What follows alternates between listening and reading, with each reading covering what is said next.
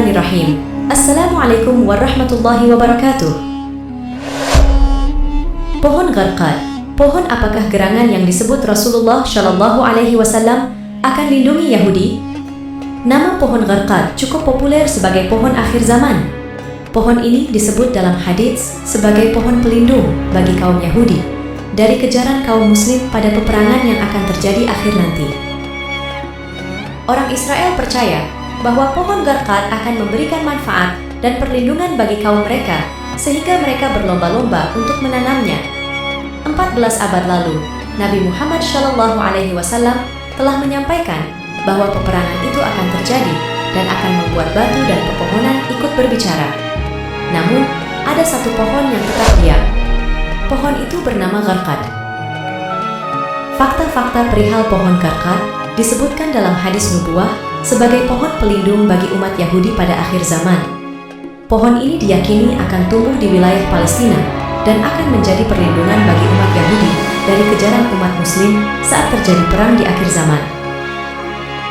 Namun sebelum membahas lebih jauh, pastikan Anda telah menekan tombol subscribe, like dan share, dan aktifkan lonceng notifikasi agar Anda tidak ketinggalan update terbaru dari channel ini. Sering disebut sebagai pohon Yahudi, pohon Gharqad ini memang memiliki kaitan dengan tradisi dan kepercayaan Yahudi. Saat ini, pemerintah Israel sedang giat-giatnya menanam pohon Gharqad di seluruh dunia, termasuk di Israel dan Yerusalem, Palestina.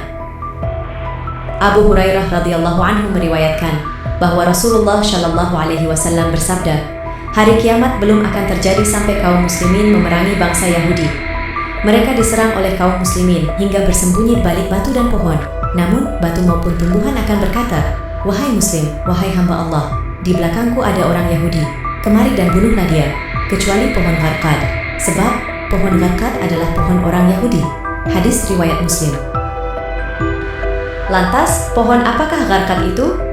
Umumnya, orang merujuk pada dua tanaman berduri yang hidup di padang pasir. Ada yang menyebut Gharqad adalah tanaman yang dalam bahasa Arab disebut Ausaj. Para ilmuwan menyebut spesies ini sebagai Lycium shawi'i. Menurut Islam, istilah Gharqad dalam bahasa Arab di beberapa hadits Islam adalah sebuah pohon yang menurut eskatologi Islam Sunni adalah pohon yang akan melindungi orang-orang Yahudi saat berperang melawan Muslim pada saat perang besar di akhir zaman. Dengan adanya hadits tentang pohon Gharqad tersebut, timbullah kepercayaan bahwa orang-orang Yahudi menanam pohon di seluruh Israel sebagai persiapan untuk akhir zaman. Berikut merupakan makna dan simbolisme dari pohon Gharqad. Pohon Gharqad memiliki makna simbolis yang berbeda dalam berbagai tradisi. Pohon ini memiliki arti yang sangat tinggi dalam Islam. Seperti disebutkan dalam Al-Quran, pohon ini tumbuh di tengah-tengah neraka dan orang yang berdosa harus memakan buahnya yang pahit sebagai hukuman. Pohon ini juga menjadi persembunyian orang Yahudi selama perang melawan Islam, maka dari itu pohon tersebut adalah simbol Yahudi. Selain itu, pohon Gharqad juga memiliki simbol kekuatan, daya tahan, harapan, perlawanan. Meskipun kepercayaan tentang pohon Gharqad sangat besar di Israel, pohon ini tidak berasal dari Israel, melainkan berasal dari Afrika dan Asia. Terlepas dari nilai religiusnya, pohon Gharqad memiliki manfaat obat menurut sejarahnya. Pohon ini menghasilkan buah berbiji tunggal yang berwarna merah, dengan rasa pahit dan asam serta kaya vitamin dan mineral. Pohon ini kerap pula disebut dengan istilah boxed corn. Menurut laman milik The Hebrew University of Jerusalem, istilah lainnya adalah Lycium arabicum bois atau Arabian boxthorn. Tanaman ini masuk kategori semak belukar yang tingginya 1 hingga 4 meter. Namun, sumber lain menyebut Gharqad adalah Nitraria retusa. Bentuk kedua pohon ini mirip, begitupun dengan tingginya. Namun, Lycium shawi'i dan Nitraria retusa sebenarnya sangat berbeda dari sisi klasifikasi tumbuhan, sejak ordo, family, hingga genus. Perdana Menteri Israel, Benjamin Netanyahu, beberapa kali menanam pohon yang kemudian ramai diberitakan sebagai pohon Gharqad. Antara lain penanaman pohon pada Februari 1999 lalu. Juga penanaman pohon di beberapa tempat lainnya, di beberapa permukiman, di wilayah pendudukan Israel, yang disponsori oleh Jewish National Fund atau JNF. Langkah Netanyahu menanam pohon yang diduga Gharqad menuai banyak perbincangan hingga hari ini. Peperangan besar antara umat Islam dan Yahudi di akhir zaman disebut menjadi salah satu tanda kiamat. Dikatakan dalam sebuah hadits, orang-orang Yahudi pada saat itu akan bersembunyi di balik pohon, dan pohon itu akan berbicara, kecuali pohon Gharqad. Perang antara umat Islam dan Yahudi di akhir zaman menjadi salah satu tanda kiamat. Mengacu pada sumber sebelumnya, peperangan ini terjadi setelah Dajjal tewas di tangan Nabi Isa alaihissalam. Pada saat itu, para pengikut Dajjal, baik Yahudi maupun lainnya, melarikan diri tercerai-berai. Nabi Isa alaihissalam bersama kaum mukmin memburu mereka dan membuat orang-orang Yahudi itu bersembunyi di balik pohon-pohon dan batu-batu yang mereka temukan di sana. Allah Subhanahu wa Ta'ala membuat batu-batu dan pohon-pohon itu dapat berbicara.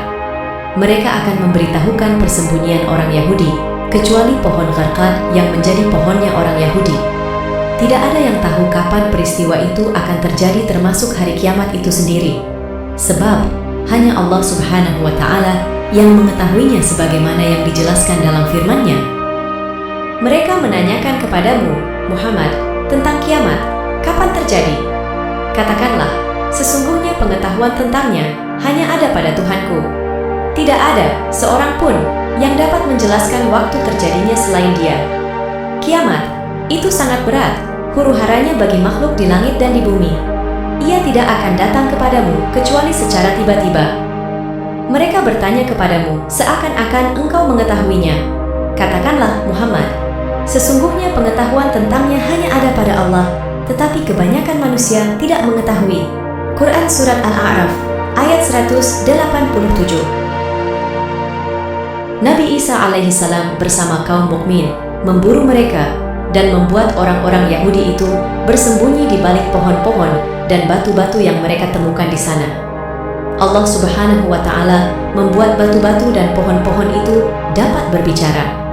Mereka akan memberitahukan persembunyian orang Yahudi, kecuali pohon Gharqad yang menjadi pohonnya orang Yahudi. Dan berikut ini beberapa fakta tentang pohon Gharqad. 1. Ciri pohon Gharqad memiliki tekstur keras dan berduri. Pohon Gharqad memiliki ciri-ciri seperti tekstur keras dan berduri, beracun. Akar pohon Gharqad mengeluarkan bulu, zagab, dan duri.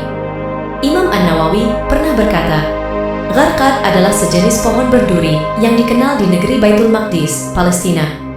Abu Hanifah Ad-Dinawari berkata, Gharqad sejenis pohon berduri dari spesies terong terogan.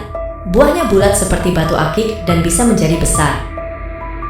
Dalam kitab Al-Mu'jam Al-Wasit disebutkan, Gharqad adalah pohon yang tingginya antara 1-3 meter.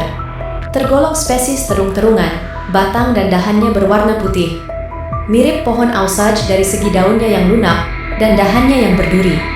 Adapun bunganya yang berleher panjang lagi berbau harum, berwarna putih kehijauan. Buahnya berbentuk kerucut, dapat dimakan. Pohon ini mirip pohon cemara, tetapi tidak tinggi. Pohon Gharqad adalah pohon yang mempunyai umur yang cukup panjang. 2. Dijuluki pohon Yahudi. Gharqad mempunyai julukan sebagai pohon Yahudi karena pohon inilah yang akan melindungi umat Yahudi dari kejaran kaum muslim di akhir zaman nanti. Saat batu-batu dan semua pohon berbicara, memberitahukan keberadaan orang Yahudi, tidak demikian dengan pohon Gharqad yang memilih diam untuk melindungi umat Yahudi. Pohon Gharqad bukan pohon kafir atau makhluk yang membangkang kepada Allah. Yang kafir hanyalah umat Yahudi yang ingkar kepada Allah. Gharqad adalah makhluk Allah yang tunduk kepada kehendaknya. 3. Hadis pohon Gharqad masuk kurikulum sekolah di Israel. Pohon Gharqad memang sangat populer di kalangan beberapa kelompok Yahudi Israel, khususnya di kalangan nasionalis ortodoks. Mereka memasukkan hadis-hadis Nabi tentang Gharqad ke dalam kurikulum SMA mereka, yang kemudian diinterpretasi oleh kalangan Islam sebagai bukti bahwa orang-orang Yahudi mengakui kebenaran hadis Nabi yang menubuatkan akhir nasib orang-orang Yahudi. 4. Israel sedang menggalakkan penanaman pohon Gharqad. Pemerintah Israel saat ini sedang menggalakkan penanaman pohon Gharqad karena diyakini sebagai perlindungan mereka di akhir zaman sebagaimana pesan nubuah Nabi. Penanaman pohon ini sudah dimulai di hutan Yerusalem. Rencana penanamannya akan dilakukan di 5 lokasi utama, seperti di Gunung Hermon yang telah ditanami Garkat sekitar 900 pohon. Bahkan, pada tahun 2030, targetnya menanam 5 juta pohon Garkat. Diperkirakan setiap pohon Garkat bisa menyembunyikan puluhan orang Yahudi. 5. Pohon Garkat pernah tumbuh di areal pemakaman Baqi Madinah. Sebelumnya, tanah Al-Baqi ditumbuhi oleh pohon-pohon Garkat. Tempat pemakaman di Madinah juga dikenal dengan sebutan Baqi al-Garqad karena dahulu ada pohon Garkat di sana, yang kemudian ditebang. Menurut Al-Ashma'i, pohon-pohon Garkat tersebut ditebang pada saat Utsman bin Mad'un radhiyallahu anhu dimakamkan di tempat tersebut pada tahun 2 Hijriah atau 624 Masehi. Dan itulah fakta-fakta tentang pohon Garkat yang disebutkan dalam hadis nubuwah sebagai pohon pelindung bagi umat Yahudi pada akhir zaman.